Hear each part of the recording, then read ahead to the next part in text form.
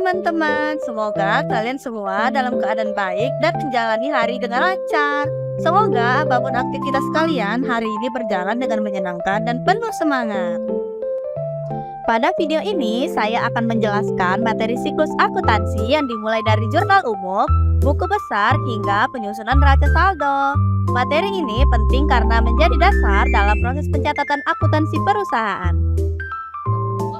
Analisis transaksi. Analisis transaksi merupakan langkah awal dalam akuntansi. Setiap transaksi yang terjadi akan mempengaruhi posisi keuangan perusahaan. Oleh karena itu, setiap transaksi harus dianalisis terlebih dahulu sebelum dicatat, agar pencatatan dilakukan secara tepat dan sesuai prinsip akuntansi. Persamaan akuntansi.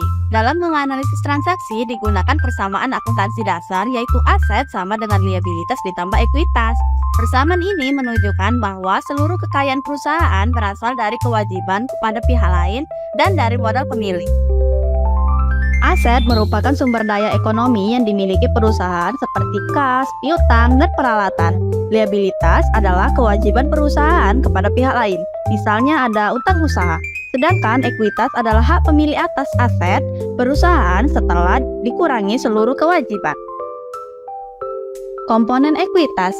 Ekuitas terdiri dari modal yang disetor oleh pemilik dan laba ditahan. Laba ditahan dipengaruhi oleh pendapatan yang menambah ekuitas, serta beban dan dividen yang mengurangi ekuitas. Jurnal umum. Setelah transaksi dianalisis, langkah selanjutnya adalah pencatatan ke dalam jurnal umum. Jurnal umum merupakan buku catatan awal yang mencatat transaksi secara kronologis serta menunjukkan akun yang didebit dan dikredit.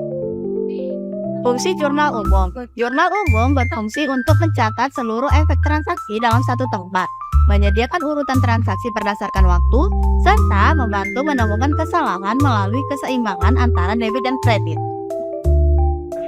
Contoh transaksi pertama yaitu investasi pemilik. Pada tanggal 1 Januari, Bapak Rahman menginvestasikan uang tunai sebesar 310 juta dalam bisnisnya PT Naura Wedding Organizer dengan imbalan saham biasa. Jurnal pada transaksi 1 yaitu cash pada share capital ordinary. Langkah-langkahnya yang pertama ada identifikasi akun yang terlibat dan tentukan akun yang bertambah dan berkurang. Kas bertambah karena perusahaan menerima uang tunai, sedangkan modal saham biasa bisa bertambah karena ada investasi dari pemilik. Yang kedua, tentukan posisi debit dan kredit. Kas bertambah dicatat di debit, modal saham biasa bertambah dicatat di kredit.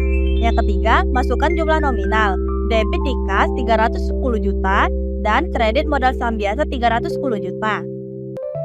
Contoh transaksi kedua yaitu pembelian tunai. Naura Wedding Organizer membeli wedding attire dan makeup dari Diamond Wedding seharga 9 juta secara tunai. Jurnal pada transaksi 2 yaitu supplies pada cash, yang mana langkah-langkahnya yang pertama ada identifikasi akun yang terlibat dan tentukan akun yang bertambah dan berkurang. Perlengkapan bertambah karena perusahaan membeli wedding attire dan makeup. Kas berkurang karena pembayaran dilakukan secara tunai. Yang kedua, tentukan posisi debit dan kredit. Perlengkapan bertambah dicatat di debit dan kas berkurang dicatat di kredit. Yang ketiga, masukkan jumlah nominal. Debit perlengkapan 9 juta dan kredit kas 9 juta. Buku besar. Buku besar merupakan kumpulan seluruh akun yang dimiliki perusahaan. Buku besar berfungsi untuk mencatat saldo masing-masing akun, serta perubahan saldo yang terjadi akibat transaksi. Memposting ke buku besar. Memposting adalah proses pemindahan data dari jurnal umum ke buku besar sesuai dengan akun masing-masing. Proses ini dilakukan secara kronologis agar pencatatan tetap rapi dan akurat. Langkah-langkah memposting jurnal umum ke buku besar yaitu langkah pertama, seluruh transaksi dicatat terlebih dahulu ke dalam jurnal umum berdasarkan tanggal kejadian transaksi. Langkah berikutnya, memposting setiap akun ke buku besar sesuai dengan nama akunnya. Posting akun cash. Transaksi tanggal 1, cash dicatat di debit 310 juta dan transaksi tanggal 13, cash dicatat di kredit 9 juta. Saldo akhir akun cash adalah 301 juta. Lalu, posting akun supplies. Transaksi tanggal 13, supplies dicatat di debit dan saldo akhir akun supplies adalah 9 juta. Lalu, posting akun share capital ordinary. Transaksi tanggal 1, share capital ordinary dicatat di kredit dan saldo akhir akun share capital ordinary adalah 310 juta. Neraca saldo. Setelah seluruh transaksi diposting, perusahaan menyusun neraca saldo. Neraca saldo berisi daftar akun beserta saldonya pada periode tertentu, dengan saldo debit di sebelah kiri dan saldo kredit di sebelah kanan. Tujuan neraca saldo. Tujuan penyusunan neraca saldo adalah untuk memastikan bahwa jumlah saldo debit sama dengan jumlah saldo kredit, sehingga pencatatan dapat dikatakan seimbang.